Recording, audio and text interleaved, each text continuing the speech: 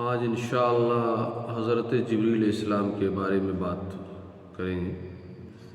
کل بات ادھوری رہ گئی تھی پریویس ویڈیو میں،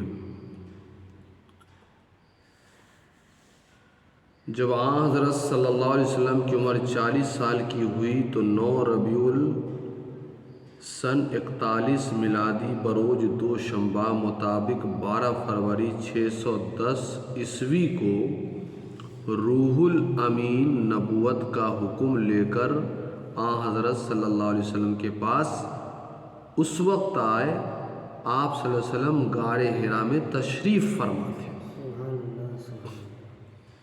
روح الامین نے کہا بشارت ہو، تو یہاں پہ جبریل علیہ السلام کی بات چلی تھی۔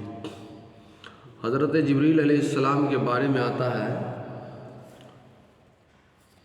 آپ صلی اللہ علیہ وسلم ایک بار درخواست کیے، آپ شکل و صورت بدل کر کے حضور صلی اللہ علیہ وسلم کے پاس آتے تھے۔ تو حضور صلی اللہ علیہ وسلم نے حضرت جبریل سے کہا ہے جبریل میں تمہیں اصلی صورت میں دیکھنا چاہتا ہوں۔ کون صورت میں؟ اصلی صورت میں دیکھنا چاہتا ہوں۔ تو حضرت جبریل نے کہا ٹھیک ہے، آپ مطلع فجر صبح صادق کے وقت آپ دیکھیے گا۔ جب مطلع فجر ہوا تو جبریل علیہ السلام نے اپنا اصلی شکل دکھایا۔ ہمیشہ حضور صلی اللہ علیہ وسلم کے جو پاس آتے تھے وہی لے کر کے، تو انسانی صورت اللہ تعالیٰ نے فرشتوں کو دیا، جیسا صورت چاہے اختیار کر لو، اور جنات بھی جو ہے موکل، وہ بھی جیسا صورت چاہے اپنا اختیار کر لے۔ اللہ نے قوت دی ہے، ہم آپ نہیں اختیار کر سکتے۔ ہاں، جو اللہ کے ولی ہیں وہ اختیار کر سکتے، جب پاور ہاؤس سے کانٹیکٹ ہو جائے۔ تو حضرت جبریل علیہ السلام کو جب حضور صلی اللہ علیہ وسلم نے اصلی شکل میں دیکھا تو ان کو 600 پر تھا۔ کتنا؟ 600 پر تھا، اور جسم قد اتنا بڑا تھا کہ اب لگ رہا تھا کہ آسمان سے بات کر رہے ہیں۔ اور 600 پر، اور آپ پورا مشرق، پچھم، مغرب، مشرق مانے سورج مشرقی پورب، اور مغرب یعنی پچھم، مشرق مغرب کو 600 پر سے آپ ڈھانپے ہوئے تھے، اور ایک دم جسم اونچا۔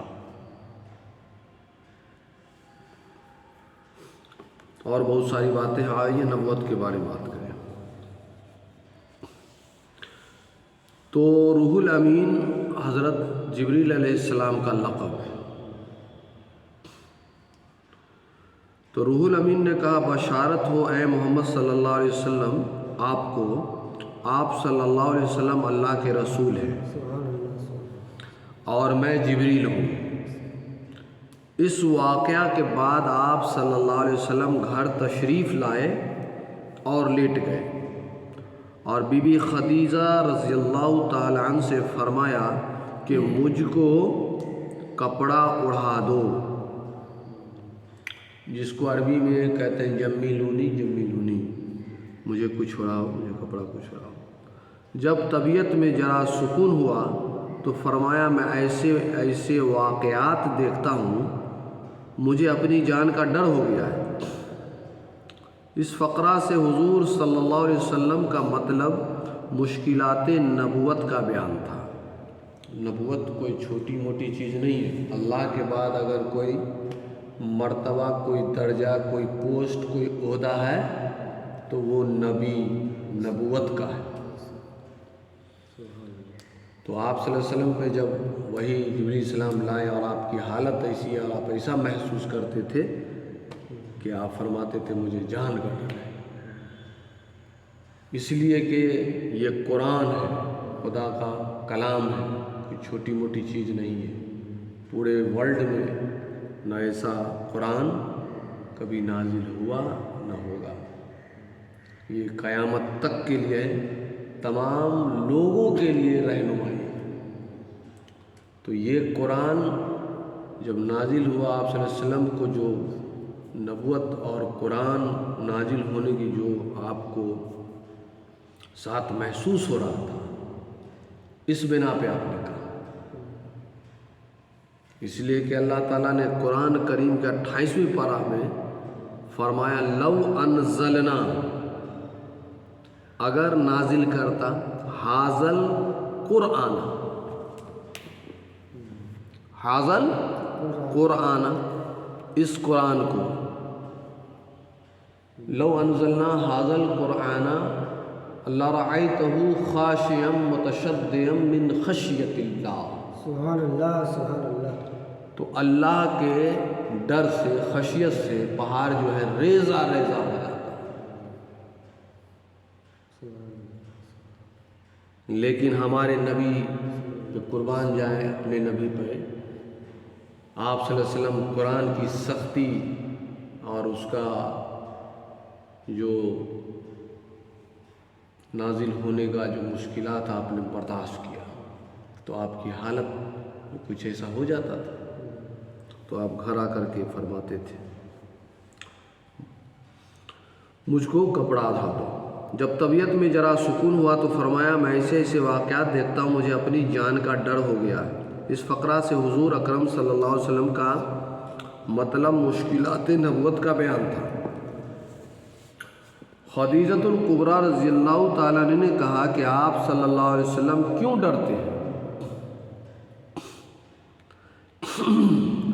میں دیکھتی ہوں کہ آپ صلی اللہ علیہ وسلم اقربا پر شفقت فرماتے ہیں، جو رشتہ دار ہیں، سچ بولتے ہیں، یتیموں اور بے کسوں کی دستگیری کرتے ہیں اور مہمان نوازی فرماتے ہیں، مصیبت زدوں سے ہمدردی کرتے ہیں۔ خدا آپ صلی اللہ علیہ وسلم کو غمگین نہ کرے گا، بے شک۔ اس کے بعد وہ کون؟ حضرت خدیجۃ الکبریٰ رضی اللہ تعالیٰ عنہ آپ صلی اللہ علیہ وسلم کو اپنے چچا زاد بھائی ورقہ بن نوفل کے پاس لے گئیں۔ کس کے پاس؟ اس کا کیا نام تھا؟ ورقہ بن نوفل کے پاس لے گئیں۔ آپ نے تمام واقعہ ان سے بیان کیا۔ وہ سن کر بول اٹھے یہی وہ ناموس اکبر ہے جو موسیٰ علیہ السلام پر نازل ہوا تھا۔ پہلی وحی جو آپ صلی اللہ علیہ وسلم پر نازل ہوئی یہ ہے، اقرأ بسم ربک الذی خلق، پڑھیے اپنے رب کے نام سے جس نے پیدا کیا۔